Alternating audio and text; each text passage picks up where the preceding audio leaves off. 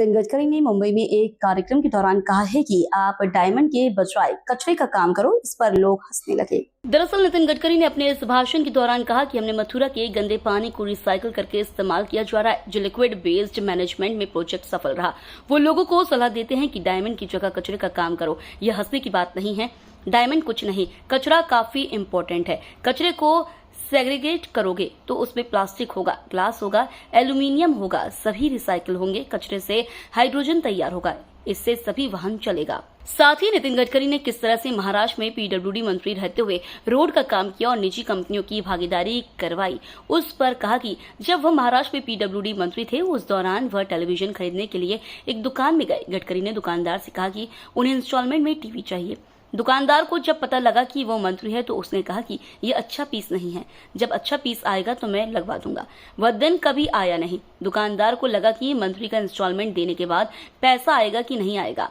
TV तो नहीं आया, लेकिन मेरे दिमाग में आइडिया क्लिक किया कि टीवी, फ्लैट और फ्रिज इंस्टॉलमेंट पर आ सकता है, तो रोड, ब्रिज, टनल क्यों नहीं मिल सकता। फिर उसी पर पॉलिसी बनी, फिर लिबरल पॉलिसी बनी। बीजेपी सरकार ने इस लिबरल इकोनॉमिक को स्वीकार किया। आपको ताज्जुब होगा, ये airport, railway, transmission line, road, इसकी तो बात छोड़ दीजिए। मथुरा में मैंने एक प्रोजेक्ट किया, मैं वाटर रिसोर्स मंत्री था, और मैंने एक प्रोजेक्ट ऐसा किया है कि 80 mld स्लज, यानी जो गंदा पानी था मथुरा का, वो मैंने 40-60 एक हाइब्रिड एन्युटी मॉडल तैयार किया। और मैंने कहा जो भी कोई टेंडर जीतेगा उसको 40% सरकार देगी, 60% वो लगाएगा। और इंडियन ऑयल के चेयरमैन थे वैद्य साहब, उनको मैंने बुलाया और मैंने कहा आपको तो पानी लगता है यहाँ, कहाँ से लेते हो? बोले यूपी सरकार से। कितना पैसा देते हो? बोले 25 करोड़। बोला आप एक काम करो, मैं 5 करोड़ बचा देता हूँ, आप 20 करोड़ दो। और ये इससे पूरा जो पानी अच्छा तैयार हुआ वो मैंने रिफाइनरी को दिया, वो 20 करोड़ साल के देते।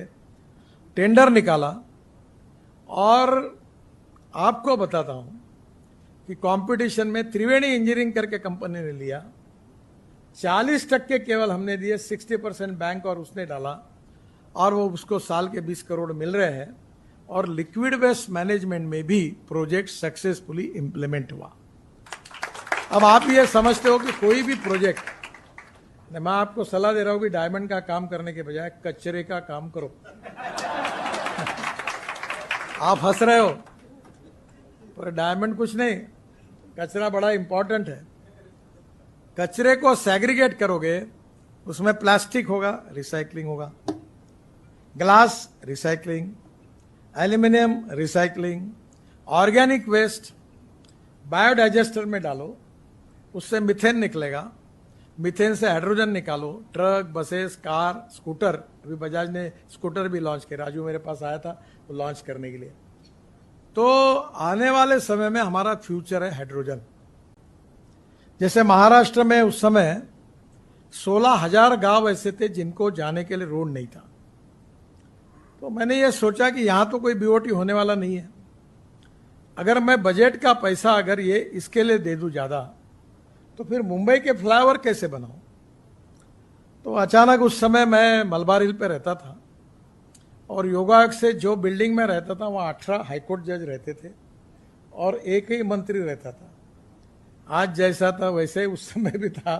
जो जबरदस्ती घर में घुस गया उसको मकान मिल गया, जो चुपचाप रहा उसको मिला नहीं, तो मुझे मिला ही नहीं। तो आखिरी में मुझे फ्लैट मिला, तो मैं रॉकी हिल में रहता था। तो 18-19 जज रहते थे। और एक दिन 2-3 महीने के बाद मेरे मन में आया कि भाई गवर्नमेंट से फर्नीचर मिलता था, फ्रिज मिलता था, तो कलर टीवी उस समय मुझे लेना था। तो मैंने हमारे पीडब्ल्यूडी को कहा कि जो मेरा बजट है उसमें मुझे कलर टीवी दीजिए। तो उसने कहा कि ये सर मैं आपको बता देता हूँ, आने में कोई अड़चन नहीं, मैं ला दूंगा, पर ये नियम में नहीं बैठता।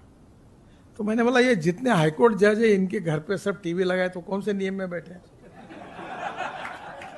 उन्होंने बोला आप पूछिए मत, पर वो नियम में नहीं बैठता, वो हमने फर्नीचर दिखाया करके फिर लाके लगाया। तो मैंने आप मत लगाइए। फिर 2 दिन के बाद मैं एक टीवी शॉप पर गया और मैंने कहा मुझे टीवी खरीदना है। टीवी खरीदने की बात जब की तो टीवी वालों ने मुझे बताने के बाद मैंने कहा कि मुझे इंस्टॉलमेंट पर चाहिए। तो उसने मुझे कहा, उसको तब तक पता चला कि मैं मंत्री हूँ, तो उसने कहा ये पीसेस अच्छे नहीं हैं, अच्छा पीस आने के बाद मैं तुरंत आपके घर भिजवा देता हूँ। वो दिन कभी आया ही नहीं क्योंकि उसको लगा कि मंत्री को इंस्टॉलमेंट देने के बाद पैसा आएगा कि नहीं आएगा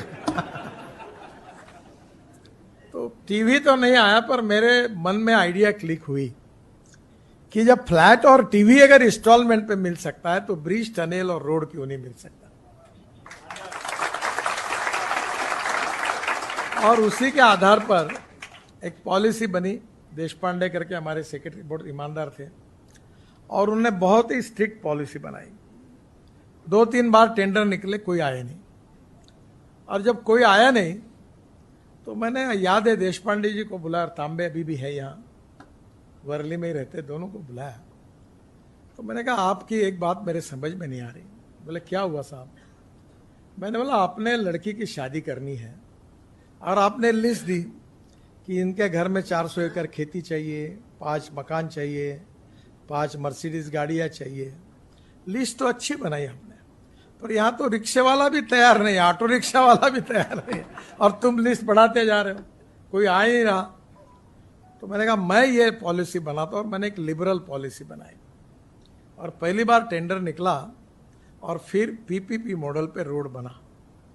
मैं आपको इसलिए ये सब बात बता रहा हूँ कि आज मैं 50 लाख करोड़ रुपए के काम 10 साल में कर सका, और हमारी सरकार ने ये जो लिबरल इकोनॉमी है उसको स्वीकार किया।